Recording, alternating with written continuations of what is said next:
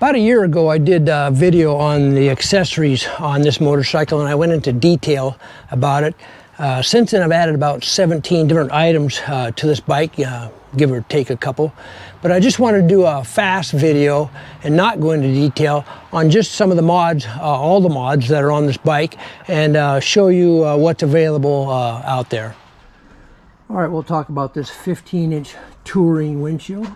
These bikes come with a 10-inch windshield, but I purchased a 15-inch touring windshield because you can't have a touring bike without a touring windshield. In 1969, I rode my first motorcycle, which was a Honda 55 step-through. A friend of mine's dad had just purchased a Honda 305 Dream with a, quote, touring windshield on it. So that was the first time I ever heard of or saw a touring windshield. This is a 1966 Honda 305 Dream with the windshield that I remember, and this is a picture of the color of the Honda 305 Dream that I remember. And I had a WIM installed in there, behind the fairing there, a wireless headset interface module for communications, or wireless communications with your Sena, Harley-Davidson Sena S20 Evo units. I'll get to that here in a second and tell you what I think about those. And I got these long angled Harley-Davidson brand footrests for resting my feet on from the floorboards. I've had them on there for a long time now, and I really like them. They flip down like that. What I do like about them is they do flip up, and they're kind of in line with the lower fairing unit here. And yeah, I really like them. Long angled Harley-Davidson footrests. And these are lower fairing pockets that I really like. I have glasses I put in here on this side. They're so easy to access while you're riding the motorcycle. And on this side, I keep my metal wallet here and a rag back there. But they're very handy and very easily accessible when you're riding your bike. I have a trike mid-step that I installed that I really like. I would highly recommend a trike mid-step. They're very easy to put on, and they're just really nice to have. You can stand up on them and easy to get on and off your motorcycle. And I also had a recluse clutch put in there. They take that, of course, off and put the recluse clutch in there. And if you don't know what a recluse clutch is, I made a video on a recluse clutch, what it can do. If you want to check that out. But that's really nice. I really like that recluse clutch. Got Jim's Force Flow fan I put on there in December, and it cools the engine down about 30 degrees in super hot weather. It has a little I got it wired up so you just turn on and off whenever you want to. I put some cooling deflector wings on to shoot the air down onto the engine to keep the engine cool. And I also put a 1-inch tank lift kit. And if you buy the deluxe lift kit, you'll get a half-inch spacer for the rear. But I replaced my rear spacer with a 1-inch spacer. So now I've got a 1-inch in the front lift and a 1-inch in the rear lift. And the reason for that is I wanted to have the gas tank as close to the original leveling position as I could possibly get it.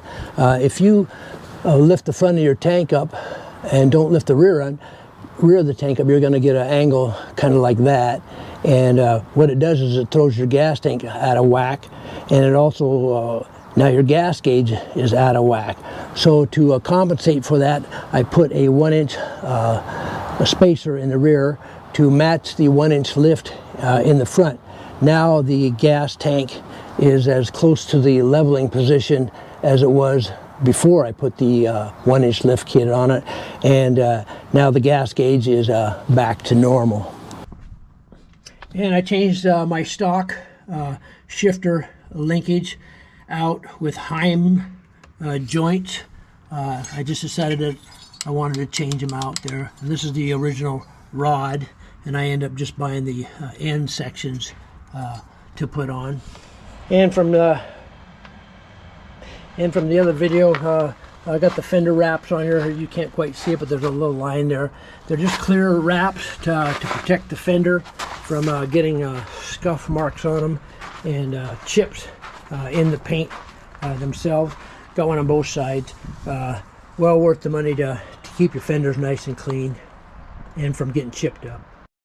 Have some Harley Davidson saddle bags that I put on. Well, I didn't put them on, the shop put them on, but I really like those. You can reach in there and grab things while you're moving, if you know what you're looking for, like glasses or whatever you want in there. And they're very, very nice to have. Rather expensive, but I'm glad I bought them. And we got the Harley Davidson brand passenger armrest, which my wife really likes. Both sides open up and swing out for easy getting on and getting off. Also, we have the rider backrest and a bracket down there, which I'm just really glad I got that also. I have a backrest organizer for the wife. It has a zip pocket here on this side and a zip pocket on this side and an open mesh there. And I just wanted to show you this seat stud right here. The tab from the seat flips right over it. Nothing holds it down. The tab just goes around it and holds it, just holds it from shifting around. But I take my seat off a lot to adjust the shocks right there for different preload adjustments. And with that stud that they give you there, the Harley Davidson stud, the stock one, is just a pain in the yin-yang to get on and off. So I just put a short stud in there and just slip the seat over it. And I've had that on for a year, and I take it on and off all the time, and it really works good. I have this Chemo drink holder that I put on. I just kind of bear claws to the passenger armrest there, and it holds really good. I had a 24-ounce coffee in there on my last ride on some super rough roads, and it stayed in there no problem. And of course, I put on the Harley Davidson rear luggage rack, which I really like. It saves me from scratching the top right here.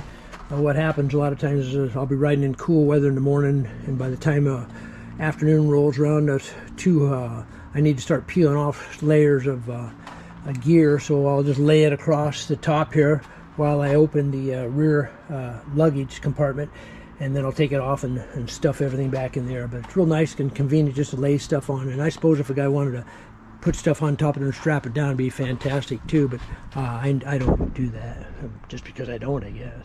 Have a tour pack lid organizer that I like really well. I put my gloves in there and electrical stuff there.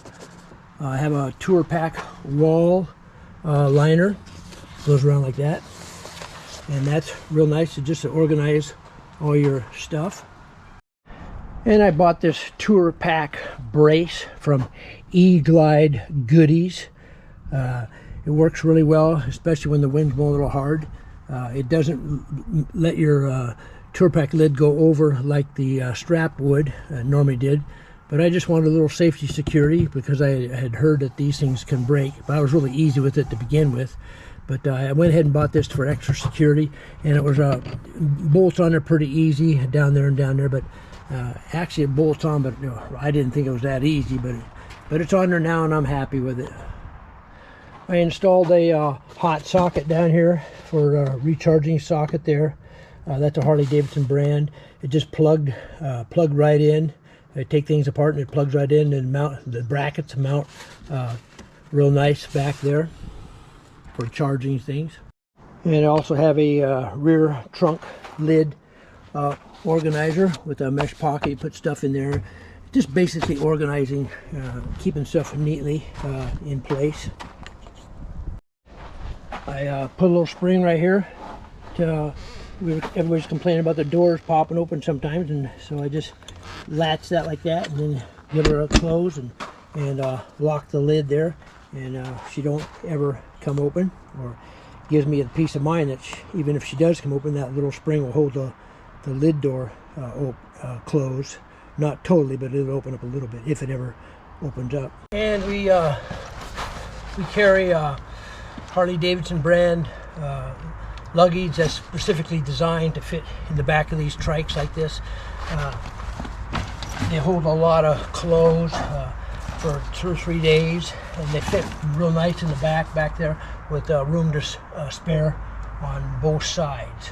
Also, we carry chairs, sitting chairs, 3.2 pounds. We used to have others years ago.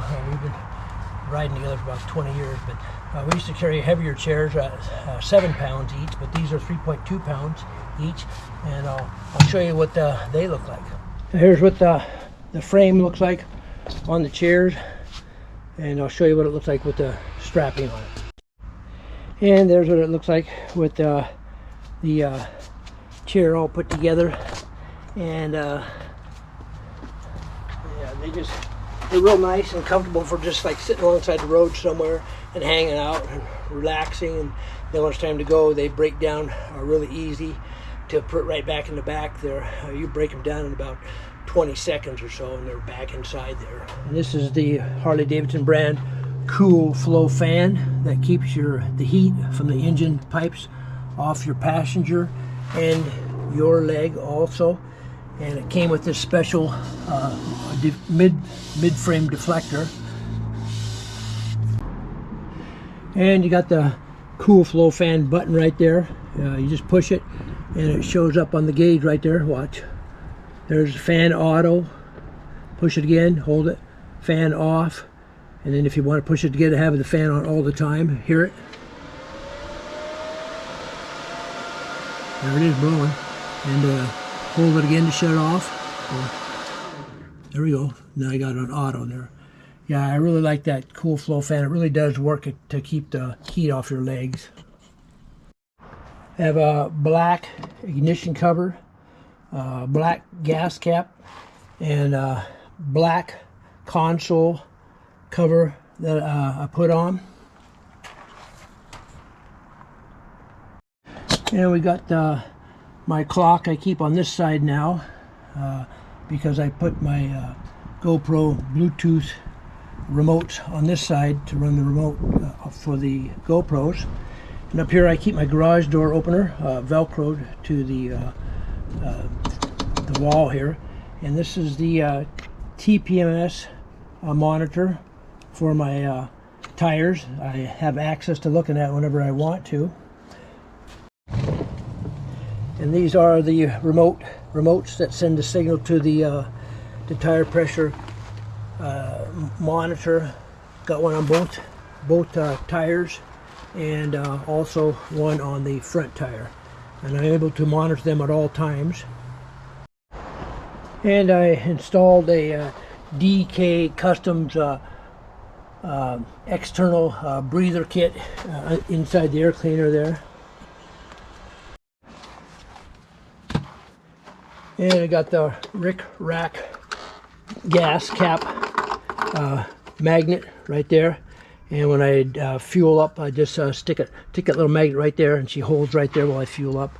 And then of course you just take it back off when you're done, and spin it back on there. Rick Rack magnet. This is my iPhone 10 cradle, plastic cradle, snap-in. I like the snap-in ones better than the Gorilla Grip type. And it's mounted to the handlebars with a RAM mount. And the last video I had, it was plugged into this because I had the free wire. And now, since I have it plugged into the boombox audio port cable right there, so the phone, everything in the phone goes through the boombox. I installed some Dakota digital gauges, which I'm thrilled with them. I haven't had any issues with them.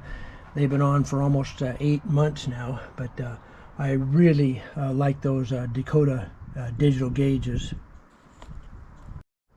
And I had the shop install these Chromeworks 2+2 handlebars. Compared to the stock handlebars, these are 2 inches taller and 2 inches back closer to the body. and I was having issues with neck burning problems with the stock handlebars, and these cured that burning issue for me. I'm glad I got them.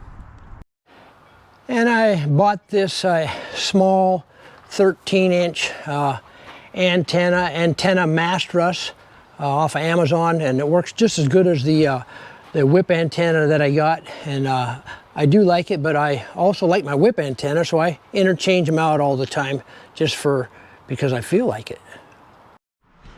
Okay, I have several quick dismount GoPro mounts. One right there by the windshield, and one down here by the front fork, and one by the long angled foot brackets right there. And like I say, they're quick mount dismounts, and I have this GoPro suction mount. Usually I use on the fender. That's bulletproof.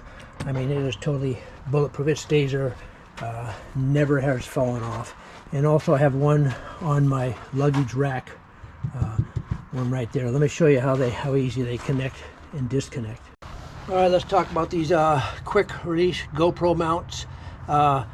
They're just lock in spot. You can just snap them down like that, or you can push them together to release them, or you can push them in like that and snap them in. They're on a GoPro rotating mount, so you can actually just rotate them whatever angle you need to do it.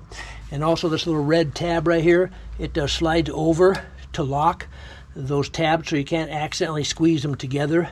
And then when you're ready to take it apart, you just click it back over like that and squeeze it together and pull them off. And then you can just move it to the next one, squeeze them together, push it down, slide that lock over if you want, and you can tether your GoPros to the tether wires like so. One thing I'd like to show you is what I did was I took some elastic bands I got from the sewing shop, like this one right here, and I just cut it, and then I super glued it right there so it stays together. And then you can hide your strap behind that thing to hold it in place so it doesn't flop around and knock against everything and scratch everything. I've got one there, and I've got one up here on this GoPro right here mount, and I've got one down here on this GoPro mount right here. You can see that one right there, and it just kind of holds the GoPro tether there so it doesn't flop around and scratch all your paint. I've got one over here on the rear luggage rack mount right here, as you can see right here. It just holds it in place so it doesn't flop around and hit your paint down there like that. You get creative with those things. Those leather, those elastic bands are really nice for a lot of things if you want to hold them in place right there. There's one right there for this mount right here when I use that right there, the suction cup mount. Okay, in my other video I had a Sena free wire right here hooked up, and the wires went under the seat there and up the front there, and plugged into the tank, dedicated Harley Davidson intercom plug. And I had that for a while, and I just really wasn't happy with the performance. Now I know there's a lot of guys that have that Sena free wire, and they are totally happy with it. I just decided at one point that I was going to go with the heavy Harley Davidson tax, as Ryan would say, and pay the price and buy me some Harley Davidson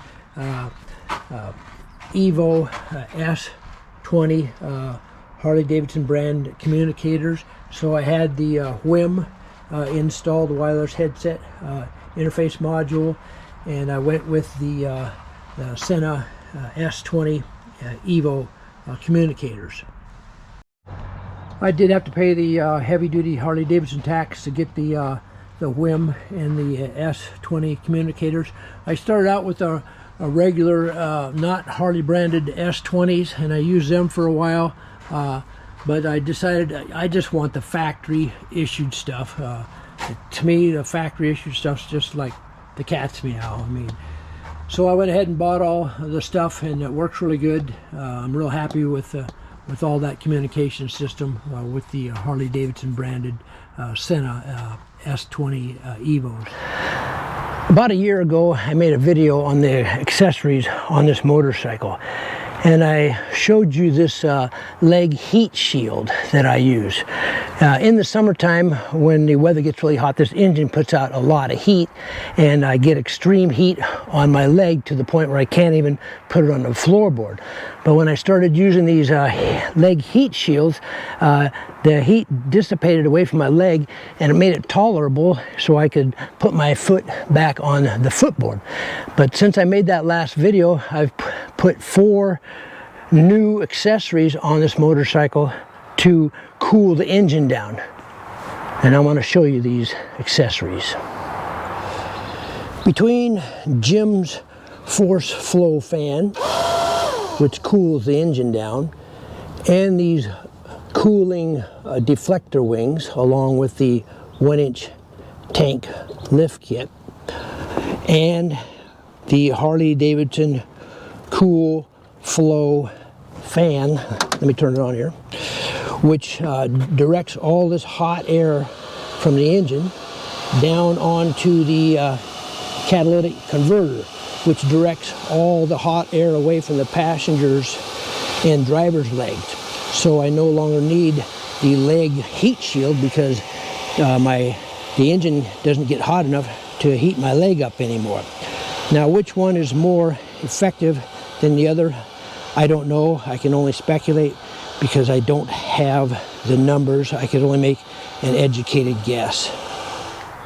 Besides the OEM battery charging plug, I put another one in for our heated gear. The wife plugs into the OEM one for her heated gear, and I plug into this one for my heated gear. And when I charge the battery, I use the OEM charging plug. I have 2 license plate frames I like to alternate between. One is Roadrunner and one is Law Machine. Depending upon how I feel that day, that's the one that's going to be on. If you own a Harley-Davidson touring machine, it is made to eat up the miles. You sit on it, get it up to speed, set the cruise control, and you let the machine do the rest. Law Machine. Several years ago, I took a trip up into Canada, that would be Canada to you, with 3 friends of mine. This was before I had this Tri-Glide. At that time I was riding a 2016 Triumph Tiger XRX. But one of my friends, he was riding a Tri-Glide. And one day we asked him if he wanted to lead the pack, and he said, sure. He says, but try to keep up because my bike is as fast as a Roadrunner. And he took off lickety-split like a bandit, and that was my first impression of a Tri-Glide, and I started thinking about getting one ever since. Roadrunner. This is my motorcycle Tri-Glide dust cover. It has elastic to hold it tight around the front wheel, and I strictly use it just as a dust cover in my garage, mostly over the winter. In conclusion, about all these accessories I have on the bike and the cost, this statement sums it up that I heard.